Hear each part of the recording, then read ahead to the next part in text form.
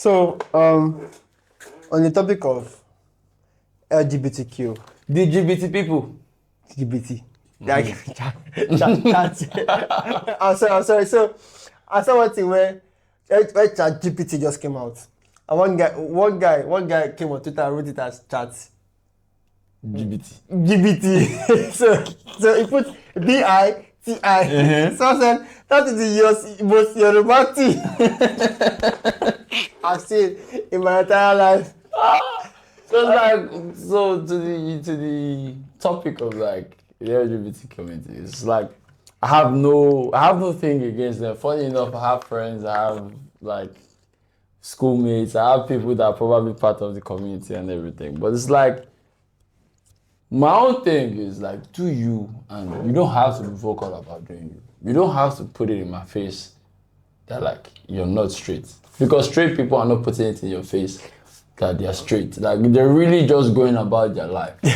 And they're really just going about their lives. And it's like, I remember I was talking to one girl the other day, and it's like, we're having a normal conversation, and then it kind of took a left turn, and then like I shan't know that what I can remember was I said, as a man, I would rather I would live with if a lesbian daughter than a gay son. Okay. Yes, like that's like I'm a man. I know what I can live with, and I know that I can't. Yeah, you can accept. And then she's like, "Oh, that's homophobic or some shit like that. Like that's not nice. That's homophobic." And I'm like, what I want. The idea of the word homophobic gets to me because like it's like when you put phobia with the word, that means you're afraid of something. Yeah. So how is that? Am I afraid of someone that's gay? Like what's the word homophobia? And then I told her after, I was like, okay, if I can even have a gay son self, that's no problem. But it's like be masculine. I don't. So you can be gay. You being gay, you're fucking man. That's your business. But just be masculine. Okay. So don't come to my house and be doing like this. So apparently, the only issue I have with this whole LGBTQ thing is that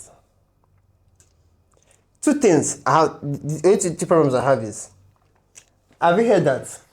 Have you heard how they turned frogs to be gay? How they made frogs to become gay? So they messed with their hormones. They tampered with the hormones of the frogs. Same thing now is, you know, when they tamper with the hormones of men, it makes them either gay or they feel like women. Mm-hmm.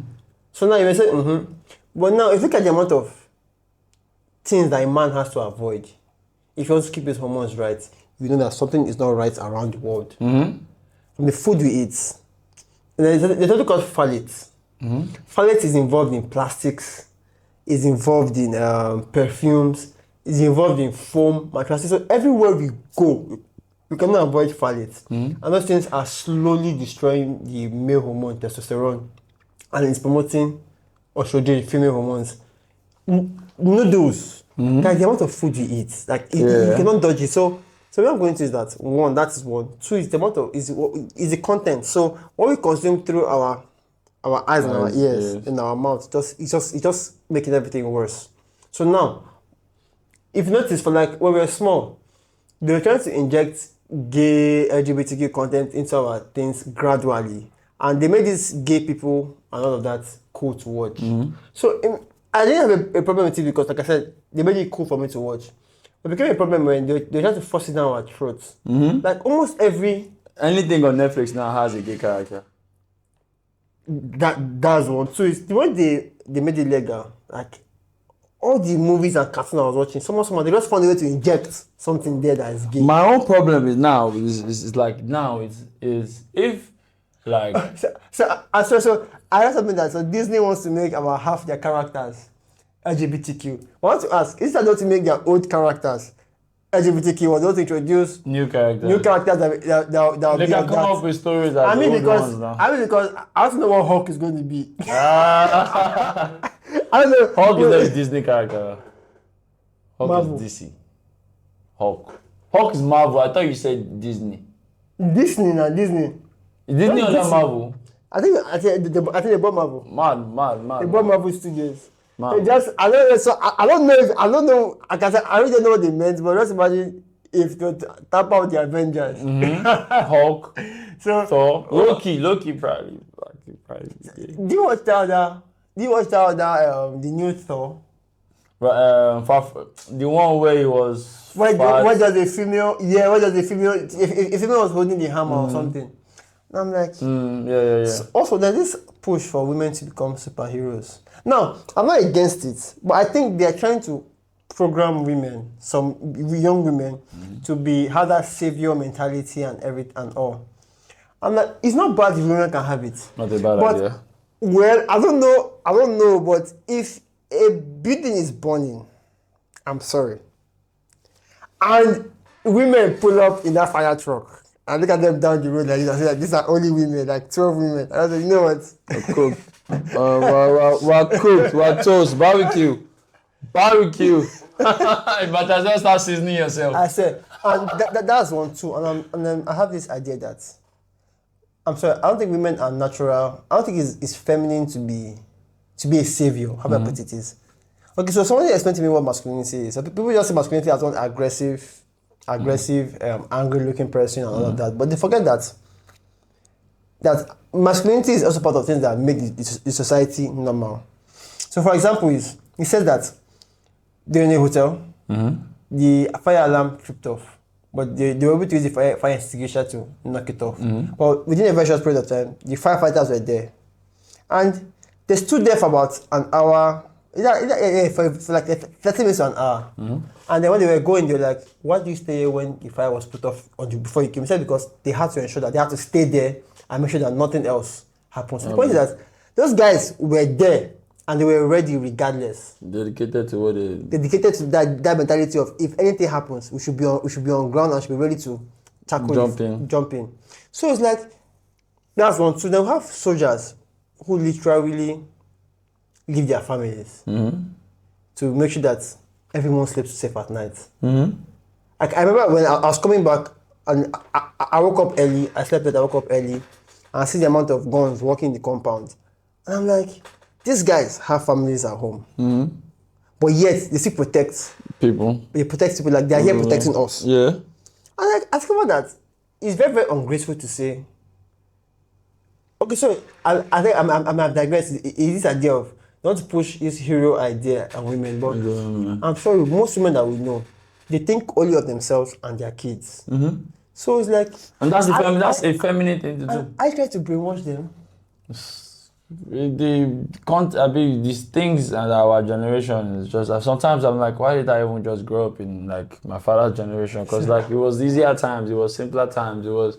I remember when I was coming from. It might be a digress, but it's like I'm just saying. But I mean, we're all talking about like growing up, being 20-something in Nigeria at this point. So it's like I remember when I went to Rako CTME. So I was coming back to Lagos, and like one man was like, "True love has died with our mothers." Like, and you ain't see someone that's ready to stay with you in a one-room self-contained, and like grind it out with train, and like she's just letting you know. You think? I think you can see the but okay. It's hard. It's rare. I think you can see, but okay. So it's like I know why I said that. Okay. So it's like, no, you might not. Yeah, you obviously, if your one-room apartment has everything you need to have. No. So what I was going to is that that there are different levels to having an understanding girlfriend. Okay, true that. There are different levels to having an understanding. But it's like it's not that rampant, man. It's not that. No, I feel like our fathers and our mothers had less distractions. Like there was, now we're in the generation of options. So, yeah.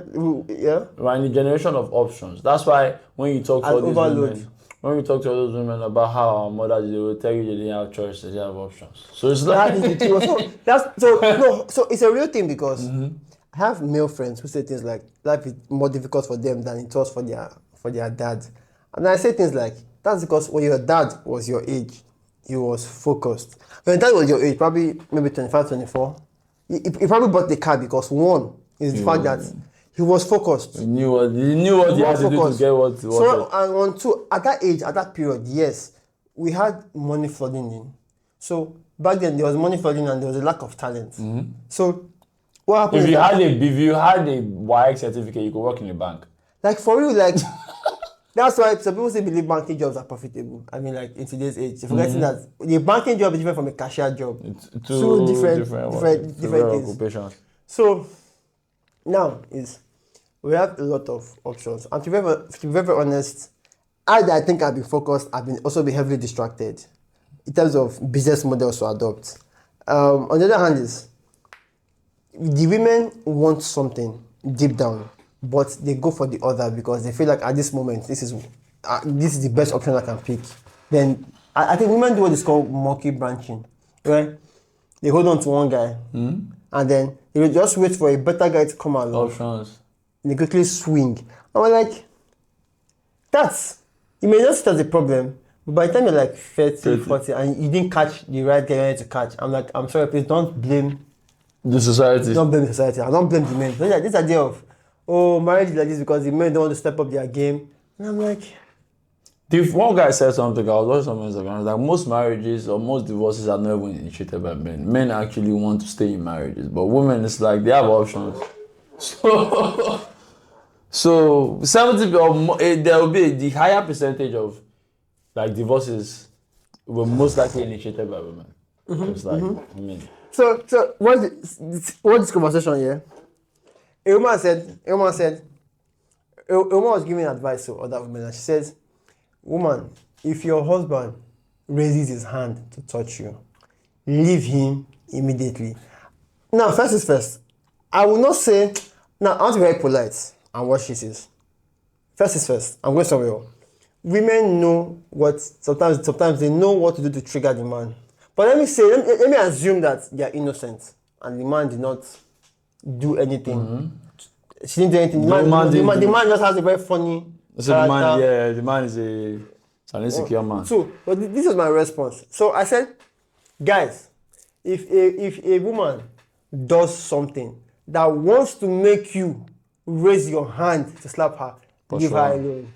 Now, people are like, no, it's not. That's not the right thing to say. No. And I'm like, if you're gonna get me to the point where I almost hit you, come on, now you gotta go. It's just common sense.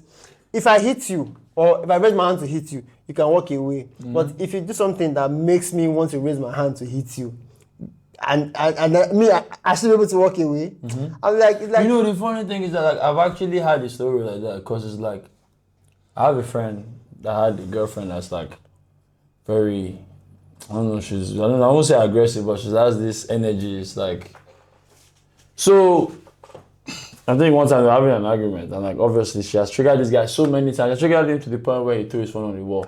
So it's like, and like he was trying to shoot at her, but like last second redirection, do you understand? So it's like he didn't pursue her at that point because he probably didn't think that she would lead him to the point where we would actually hit her. So the day where he actually hit her, it's like it became she called people from outside, boys on the streets were like whining my guy, like changing it for him, somewhere even hitting him. He still has clothes in her side because he can't even go back there to go and pick it because like he doesn't even know what anybody might just do. One other thing is that, do you know, make I bust your head, this babe is still disturbing this guy till today. Oh, that's what I'm going to is that I kid you not. If you go on Twitter and look at people's comments regarding domestic violence, you see that there are some women who say things like, if my boyfriend does not hit me, it means he doesn't love me or something. So is the women, I don't understand. So it's the same thing with some other men. Some other men, you see the kind of red flags that they are dating. Walking Chinese flag. So if you see the Chinese commemorating Chinese the CCP's parade, that they all wave red flags. Bang. So they are waving like massive red flags everywhere. And they are still there. So it's a very, very funny thing. Because these red flags, I don't think they're coming down anytime soon. Man. Let me give you a small gist. Very random gist. So, okay, no, let's take the camera. So I had this guy who was dating someone. And guys, we don't like to judge about that guy's girlfriend. We kind of like... that's a funny thing. That's a thing. You will actually tell the guy that his babe is acting up. You know his babe is acting up, but you cannot tell him that his babe is acting up. So Sometimes the guy knows that you are judging his babe. So this is what happened. A group of us know this guy and know that his babe is a red flag. Well, the guy knows that we have judged the babe, but the guy doesn't want to bring up the topic. So he breaks up with the babe sometime and I starts dating a much more calm and reasonable babe. Now he's married to her like a few months later. Now he comes to tell us that, okay, well, that his baby has broken up with her and now he's married. So I asked him, why did you tell us about the breakup? And he was like, we knew that he was dating a red flag. And then he felt embarrassed because behind his back, we will talk about the girl being a red flag, but we will not tell it to his face. I'm like, bro, didn't you know that she was a red flag? You must have known that she's a red flag. They don't gotta tell you now. They don't gotta tell you. Okay, then the guy said something like, after he got married to this lady, to the new lady, the old lady came about. I was texting him, asking when they could meet, that he wants to tell him something, and said that when they met in a public space, this guy was triggered. He was triggered to like look for the nearest hotel to like jump into her immediately. And I'm like, bro, please tell me that you did not jump into her. Are you fine? That's the first question I was asking. But you're like, are you fine? If you knew you didn't want to leave her, why did you leave her? Did you leave her because of what you think we think? To me, that's basically why he left her. Because like you knew that, okay, my friends don't like this babe. So I don't think it's just us alone. I feel like it's more like us and his family. Baby family members to me. Because I don't understand. So when it comes to dating, I always tell guys that as a guy, it's to checkmate yourself first before you checkmate your partner. And how this works is, so as a guy is, first of all, if you want a traditional wife, you have to be a traditional man. 1, 2 is, I feel like as a guy, you need some form of chaos. So in everyone's life, there should be a balance of chaos and order. Chaos and order. So if you're very ambitious on this side, and you're gonna have like a chaotic partner, I'm serious, you will crash. You will die an early death. But like if you have like this ambition, you have this drive, you're doing a lot of things externally, and you have like your wife is like a form of order, calmness, feminine. That's balance, not the one where you have like. So I feel like those guys who are dating red flags, I feel they have very peaceful working lives. Like they have zero chaos. Very peaceful. So they go lives. And then why this is why I discovered this from somebody who is close to us. Probably know the story. So that's why I kind of saw it as, okay, the chaos is not enough. So you need that chaos. So for guys who are dating red flags, I'll be surprised if they have no form of chaos in their life. Yeah, it's very, very sad.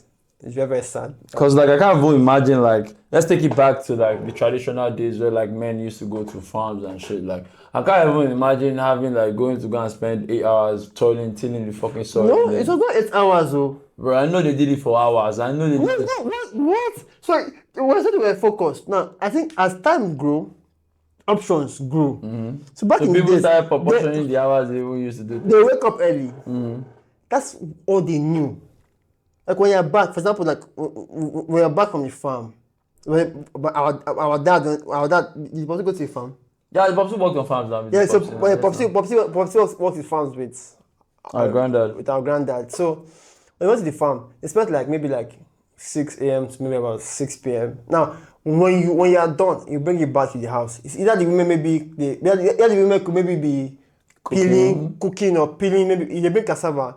It's the women that will like peel it and all of that. They bring yam, they wash the yam. But by the time you are done with like 12 to 14 hours, so you leave the house maybe like 5, get to the farm maybe by 6, you till to like it gets dark, or it's about to get dark. So you live there, so darkness doesn't get you then in the farm because it doesn't make sense to be caught there. I mean, a lot of things like snakes and different things behind the corner. So then you get to your traditional house. So now you get back to the traditional house. So one thing is, that is a simple focus. You have one major task every day. You just go to farm. And that causes chaos in your life because it's not an easy course. it's not an easy task. So And that mind you, causes when I say farming is not like you have a tractor that's a tractor barrow. You go Yeah. make weed with your hand. You go dig you will clear the grass, you will till the soil. tractor barrow. So we didn't have equipment. What else was like regular hoe, cutlass, Crude tools. very crude hand tools. So then their life was fully in order. So on your back, You're not going to take. Your wife is not supposed to come at you with such like with some type of chaos or bullshit. Like your wife is supposed to come run your water, prepare your food, like basically take care of you. Like so when I hear this, when women say things like cooking is hard, I'm saying when I cook is hard, I'm like, I think people miss the point. Okay, so for context, I have somebody who cooks for me, and that's her job. Like I outsource my cooking first of all, and I'll tell you why. So whenever girls come to my apartment and they see that my cooking is outsourced, it's funny that is when they want to try to help me cook, and I said no, don't do that, don't try, because there is this idea of entitlement when women cook for you. They begin to believe that okay, I've cooked for him, so he kind of like owes me something. And I'm like, that's another thing I think that we need to checkmate in these ladies is that I owe you something. A guy takes a babe out, gives her like a very nice princess treatment, and believes that she owes him. And I'm like, something, nah, man. no, she doesn't owe you anything. So it's something as if you come to my house and you cook for me, I'm like, okay, thank you very much. I appreciate it. I appreciate it, but I don't owe you anything. I don't owe you shit, man. I don't owe you anything. And that's something that I think I've kind of like been avoiding talking to women about, because magically, so people mistake my age. Precisely, people think I'm like 29, 28, early 30s. When I tell them that I'm 26, at this current moment, they refuse to believe. It's like, what? Yesterday, the girl I was talking to, she said she wants to guess my age, and she said 28 too. She said 28, 26. I'm like, nah, man, nah. Nah, don't do that. Anyway, so the lady I was talking to from the gym yesterday, and she was like, she's like 31, 32. Obviously, and this girl, like, she looks young. I was thinking she was like 25. When she told me, when I started hearing things like 10 years ago, my mind just did. My mind knows it. I said she was doing like 10 years ago. I was like, what? So I told her that come on. I'm 26. She's like, wow.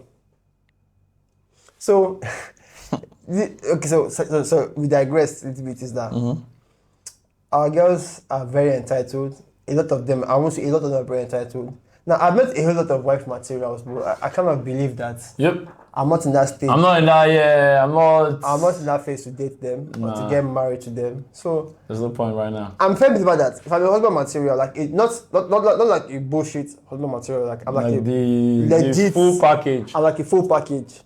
I'm like a full package. So Wife will come. sorry. So she's gonna come. Wife material is gonna come. So and then our dad used to say something that the beautiful ladies, beautiful ones are not born. Are not yet born.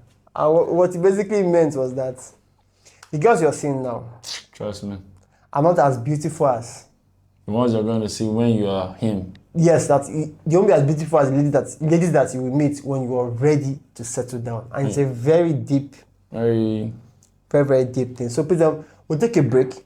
I'll come back shortly.